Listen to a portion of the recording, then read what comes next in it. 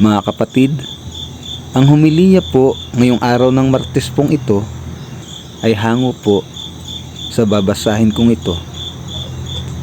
Juan, Kapitulo 6, versikulo 30 hanggang 35. Ano pong himala ang maipapakita ninyo upang sumampalataya kami sa inyo? Ano po ang inyong gagawin? Ang aming mga ninuno ay kumain ng mana sa ilang. Ayon sa nasusulat, sila'y binigyan ni Moses ng tinapay na galing sa langit.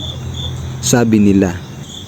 Sumagot si Jesus, pakatandaan ninyo, hindi si Moses ang nagbigay sa inyo ng tinapay na galing sa langit. Ang aking Ama ang nagbibigay sa inyo ng tinapay na galing sa langit. Dahil ang tinapay na galing sa Diyos ang bumaba mula sa langit at nagbibigay buhay sa sangkatauhan. Sumagot sila, Ginoo, bigyan po ninyo kaming lagi ng tinapay na ito. Sinabi ni Jesus, ako ang tinapay na nagbibigay buhay. Ang lumalapit sa akin ay hindi na magugutom kailanman. At ang sumasampalataya sa akin ay hindi na mauuhaw kailanman. Ang mabuting balita ng Panginoon.